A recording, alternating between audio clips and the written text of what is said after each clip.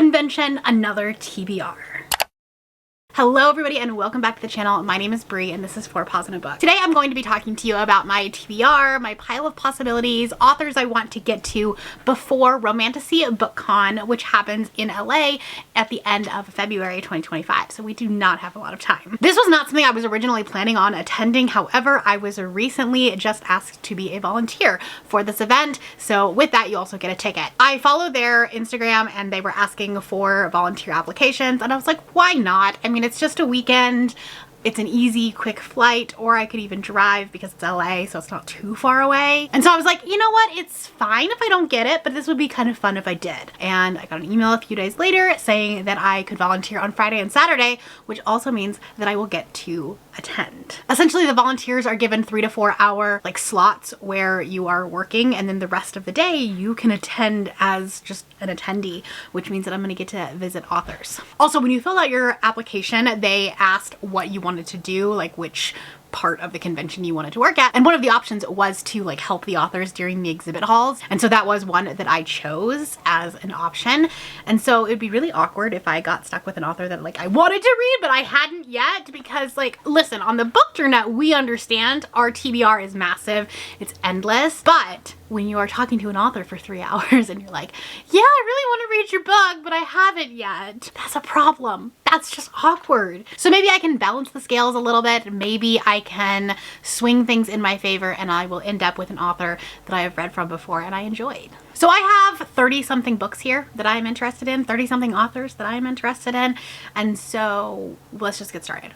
First two I have read from before. I just would like to continue on. The first one is Rule of the Aurora King by Nisha J. Tooley. This is the second book in a fantasy romance series. I can't remember the name of the series. Artifacts in Aranos or something like that. I don't remember. I gave Trials of the Sun Queen 3 stars. I actually read it because she was at a Polycon, and so I read it in preparation for that. I gave it 3 stars. I enjoyed it. It was not my favorite fantasy romance, but it was a fun time. But I have heard that this book is exponentially better, and so I'd like to continue on with the series, but I haven't gotten to it yet. Then of course I really want to finish out the Spark of the Everflame series, or the Kindred's Curse saga with Heat of the Everflame. I'm so excited that Pen Cole is going to be there. I will definitely be bringing these to get signed, even though they are heavy books, but I want them signed. This is something that I really want to actually get read before the end of the year. I don't know if that will happen because I'm reading so much fantasy romance right now. I might end up being, romantasied out by the time the Goodreads Choice Awards vlog is through. I still want to finish this. I do. There are 2 books here that I am actively reading or will be reading for the Goodreads Choice Awards vlog. So there's 2 books that are checked off of this TBR, or will be by February. The first is A Fate Inked in Blood by Daniel L. Jensen. I also would really love to read The Bridge Kingdom. I have the first one, but I haven't read anything else. I haven't read anything from her before. I did meet her at a Polycon, but didn't get a chance to have anything signed. And so I want to see if I do still love these books, if I want to bring these to get signed. And then my current read is actually The Games Goddess Play by Abigail Owen. I'm about 50% of the way through this. This is the stunning first edition. Red Tower makes some beautiful books, okay, let me tell you. And so it would be cool to get these signed if I do enjoy this book. I'm about 50% of the way through it right now and I am enjoying it. I don't think it's a favorite of mine, but I'm still having a good time with it. This is a Greek gods inspired romantasy. It's kind of like Percy Jackson meets the Hunger Games. Kind of. That's the best way I can comp this. You'll have to stay tuned for my Goodreads vlog to hear my in-depth thoughts. All right, and then these are just other books that I own from authors that are going to be there. And so I think this is a really good way to get them off of my shelf and, hopefully love them.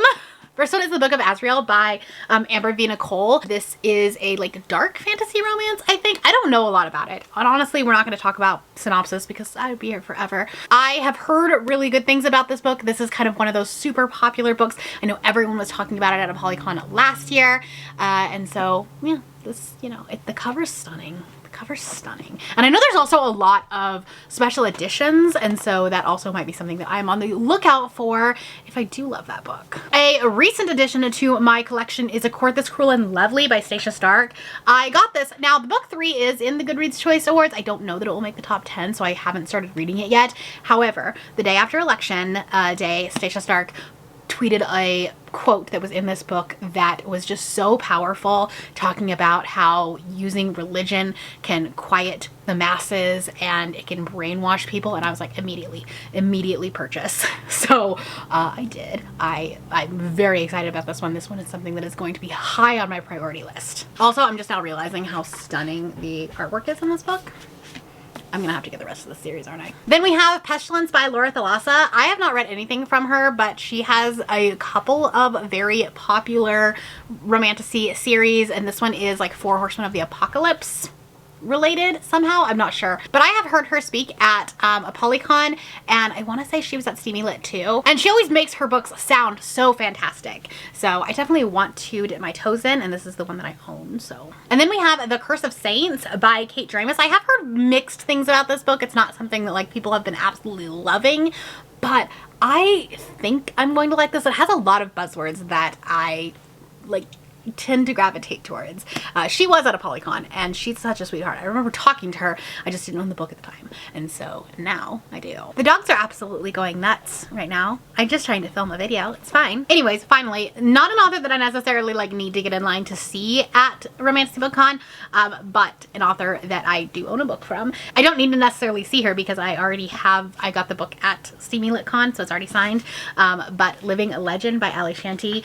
This is a like Angels and Demon kind of romantasy. It's a duology, and you know how much I love duologies, and I do have the special editions for both of them. It has like this beautiful sprayed edge. I don't necessarily like need to get I don't need to get it signed. It's already signed. An author that I own a book from that's going to be here, so I'm putting it on the TBR. Now let's talk about some books that I don't own, but I still definitely want to put these on the TBR. A few of these authors have pre-orders going, and so they're definitely high on my priority list to see if I like the books before I commit to a special edition purchase, because obviously they're a little bit more expensive. The first one is Silver in the Bone by Alexandra Bracken. This is a traditionally published romantasy. Actually, I thought it was just fantasy, but apparently it's romantasy. I think it may be YA, but I have seen this all over the place. The new covers that they have are fantastic. I think that they are so much better than the old covers. That's definitely a personal preference. I think there are a lot of people that still like that like sword one, but I think I just looked over that book with the old cover, and this new one definitely stands out. Then we have Dark Radiance by Alison Aldridge. This is a self-pub book. The cover is stunning. It's gorgeous. This is like contemporary fantasy, I believe, because I think she's like from Colorado, and so like obviously it's gonna be like a portal universe maybe, I don't know, but this one has like a religious undertone to it, like you know, dismantling the religion type of thing. Lily is thrown into the middle of a brewing war between God's elite angels and fallen children. The elite's main concern is her existence. She's a child of both sides, the first of her kind, making her a dangerous abomination that the council demands be snuffed out. As darkness clouds her soul and secrets of her parents unravel before her eyes, Lily must decide who she wants to be, a monster hidden in the shadows or the puppet on the council's string. Sounds political.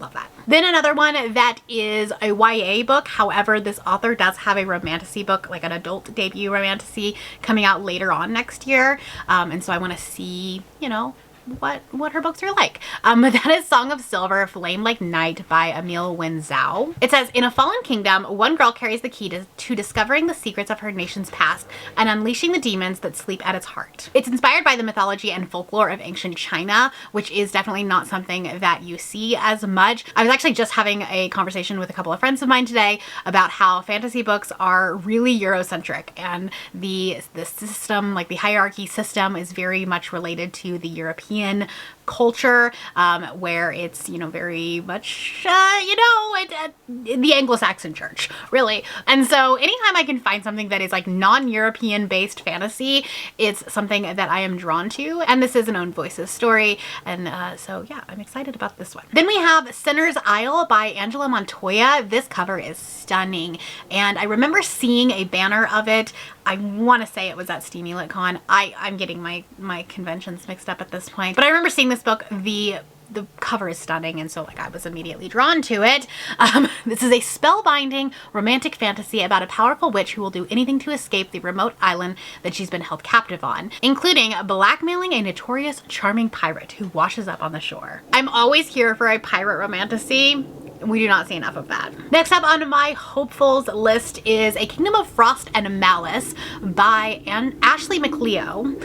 This is a chunker, okay? She over 600 pages, so that's scary, but it is on KU, so we can pretend like it's smaller. First up, cover, stunning, we love it. Blood slave to the courtier of the Winter Fae. You'd think I'd moved up. I'm not so sure. The auction block awaits and a vicious vampire prince wants me and what flows through my veins. So I make a run for it, only to end up falling at the feet of a Fae warden. Technically, Roar, the warden of the West, should return me to the vampire court, but he has other ideas. He needs a fake fiance. A romantasy with a fake dating trope? Sign me up. Sign me up. Next up, we have The Starlit Prince by C.F.E. Black. This says, to break his curse, he must break her. Talia's dream of avoiding marriage to her domineering landlord comes crashing to the ground the night that her family's ticket out of poverty is stolen and sold to the wicked landlord himself. Now Talia will be forced to marry him and give up the future she's imagined for herself, until a mysterious stranger offers her a surprising bargain. Why does this sound like the start of House of Bane and Blood? He'll save Talia's family from the landlord's schemes if she'll marry the stranger that very night. Desperate for a solution, Talia agrees. As the sun rises, they are married, and Talia is whisked away from her safe, predictable life and thrown into a world full of magic and dark secrets. Talia soon realizes that she may have thwarted her evil landlord's plan, but she stepped into something far more dangerous. Sounds great, honestly. Then we have The Sundered Realms by Casey Belair. This one actually like originally was not super high on my priority list, but the blurb at the end of the synopsis kind of had me, and so I was like, okay, I'm gonna add this. The Sundered Realms is equal parts epic fantasy and steamy romance in a world where being a huge nerd about language makes you incredibly epic at magic. This is an action-packed story about an interdimensional combat ambassador heroine and the most dangerous man in the universe devoting all of his attention to making her unstoppable. And we love that. We love that. This is one that does have a pre-order incentive or a special edition. I can't remember which one, but I definitely want to try to read her books before. Then we have The Secrets of Jane by Charlotte Mallory. This is a dark fantasy romance, which is exciting, I guess. He's a mercenary with powers that allow him to feel the heart's desires, fears of others. She's his target and must guard her identity at all costs. So it sounds like it's a captor-captive romance, which, like, here's the thing. Dark romance is not necessarily my favorite thing, but I haven't really tried it in a fantasy element, so we will see. I don't know. The cover, stunning, gorgeous. We love her. Then we have A Cursed Son by Day Leteo. I think is how you say her name. And here's the thing. This one might look familiar to you, because as I was reading the synopsis, I was like, this sounds familiar. This book was in Spiffbo, and so it was one of the books, not in my group, but it was one that I talked about when I was talking about books in other groups that were on my radar, which I still haven't read. It's fine, but I will link that video up above if you want to check it out. One of those sides. Romantic and sexy dreams link a false princess to a dangerous, disgraced Fae prince. Fun, steamy, enemies to lovers romantasy. In her dreams, he envelops her in love. In real life, he imprisons her in ice. She's a royal decoy that is trained to replace the princess even in a political marriage. Her life is not her own. With a duty like that, how can she dream about love? I'm adding this one onto my list again because, like I said, I already had it on my radar from Spiffbo. All right, I got interrupted, but I am back. Let's continue. Also, my internet decided it wanted to stop working, so we're going to be using my phone to talk about books. So the next one is Claimed by Lucifer by Elizabeth Briggs. This is an author that I did meet at Steamy Lit, and so I was aware of these books. I just kind of like, you know, forgot that I took a picture of the books, and this reminded me. This has been comped to the TV show Lucifer, which is one of my favorite shows in existence. So it's an angel demon type romance. I made a deal with the devil. Now he claims I'm his fated mate. When my best friend goes missing in Las Vegas, there's only one man I can turn to help. Lucas Eifer, billionaire playboy, CEO of Abaddon Inc., king of Sin City, and the devil himself? Question mark? Lucas, aka Lucifer, agrees to help me, but in exchange he wants me. He's dark, dangerous, and wickedly handsome. Oh, and he's evil incarnate. I should say no, but I can't. I'm that desperate. But when you make a deal with the devil, there's no escaping it. Sounds fantastic. Then we have The Dagger and the Forbidden Heir by Amalia J. A century ago, an exchange was proposed, a life saved for a war of revenge. For Captain Leah Solis of the Fae Army and the secret bastard daughter of the king, she's reminded of those consequences daily. Unable to claim her heritage or her throne, she's powerless to stop the innocent bloodshed that her birth ushered in. So this one sounds like it's definitely going to be more of like this military fae romance, and I'm here for that. Another one that sounds military in nature is The Prince's Poisoned Vow by Haley Turner. This was on my like TBR for a Polycon, so we're just putting it back on it. The tagline just says, "Every country is built on revolution." So this one definitely sounds like it's going to have more of a political, a fantastical plot to it, but as we know, those are some of my favorites. Then we have The Veiled Kingdom by Holly Renee. This one may be a book that I end up reading for the Goodreads Choice Awards. I don't foresee it being in the top 10, but you never know, honestly. Book Talk might come out in droves for this book. But this is one that I know Holly usually does special editions, and her editions are gorgeous. She was out of Polycon and I didn't pick one up there because I was like, oh, I don't know if I'm gonna like it, but like I'm gonna try this on KU. I also have the Audible, so I'm gonna try it, and then if I like it, I am definitely going to be trying to purchase some special editions. Then we have Promised by Fire by Jasmine Walt. This one has been on my radar before. This is a dragon shifter romance, which like I have not read a lot of, but it also has like some political background to it. I'm not really sure. But I've heard pretty good things about it, so we'll see. Then we have Bound by Gravity by Jenny Hickman. I actually am getting a special edition of this from Unplugged Book Box. I should be getting this one in the next month or so. So that's kind of why that's on my radar, is because like I will already have it. It won't be one that I will need to take with me because I assume it will be signed if it's a special edition. I assume. I don't know for sure. They were never meant for happily ever after. They fell in love anyway. She thought he was dead. 4 years after the disappearance of her beloved prince, Lady Alette Riddy returns to the Fae realm to find Prince Senan very much alive and on the verge of marrying a bloody princess. Desperate for answers, Alette poses as a servant to gain access to his castle, but the wedding bells are ringing and she's running out of time before she loses him forever. That sounds fun. This says it's the first in a series of fantasy romance duets that feature fated mates and forbidden love. You know how I love a good fantasy romance duology. Then we have Karita Hale. Now, she has several books that I've had on my radar before. The one that I had on my Polycon TBR was A Ship of Bones and Teeth, which is a like mermaid underwater pirate romance. The one that a lot of people are talking about right now is Blood Orange, and that one is like a Dracula inspired, which like is exciting. And then there was one that I actually really wanted to read during spooky season. I was going to do like a witchy romantasy vlog, and that was Hollow. And this is like a Sleepy Hollow romantasy. So she has a lot of books, like a lot of different things that she does. And so I want to try something. Then we have Lady of Darkness by Melissa K. Rorick. I've heard very mixed things about this one, but I know Mel from Melanor Reads really liked it. And so I am hopeful. She also has another book that I'm getting a special edition of based on some spoilers that I know from book boxes. I have a couple of options for her as well. Then we have Trick by Natalia Jester. This also looks like a dark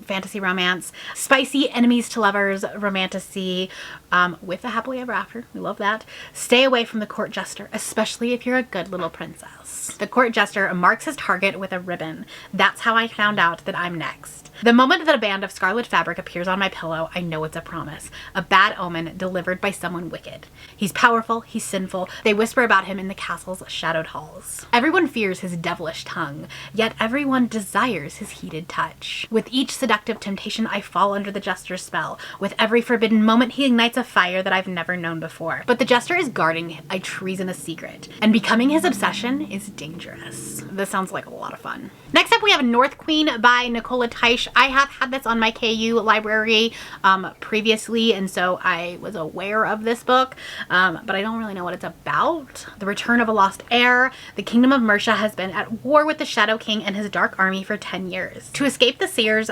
vision of her capture, Mercia's heir to the throne is secreted away by her father to keep her safe. But when he dies in battle, so too does the knowledge of where she's hidden. She's lost to the world, until 3 years later when she's found with no memory of who she is or the kingdom that now rests on her shoulders. Sounds like it, again, could be a little bit military inspired, definitely political. And then the last one that I have on my list is Threaded by Tay Rose. In a world where magic meets servitude, being giftless is a blessing. Mariah's 21st birthday was supposed to bring freedom from expectation, from scrutiny, from the oppressive lord reigning over her her hometown. When a summons from the queen puts these dreams at risk, she has no choice but to follow through, even if it means a future she doesn't want or deserve. Thrust into a world of cutthroat politics, secret rituals, and ruthless power grabs, Mariah is forced to come to terms with her new position as terrifying hidden magic begins to awaken in her veins. You're sensing a theme here, okay? We're sensing a theme. Anyways, those are some of the books that I am interested in from the authors that are going to Romantasy at BookCon in LA. Let me know if any of these sound interesting to you. I'm going to try to do some vlogs leading up to February. I'm not promising anything because honestly, I make a lot of plans and then I realize that days are only 24 hours long and I can't read all the time. So I'm gonna try though. If you want to see more fantasy romance books that are on my pile of possibilities, my TBR, the radar, let's just put it that way. I'll put my Polycon TBR right here. This was from last year, so I have read some of them, but still not all of them. That's all I have for you today. If you are new here and you have not yet subscribed, there's a little button that you can do so down below the video. If you'd like to hang out with me more, the links to my Instagram, Goodreads, Twitter, and my Patreon are linked in the description below. Thank you for watching and I will see you next time. Bye!